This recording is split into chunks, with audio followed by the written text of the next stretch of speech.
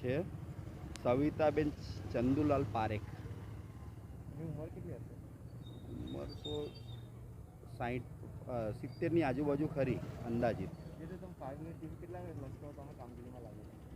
અમે આ અત્યારે 5 જણા લાગેલા છે. આપનો પરિચય?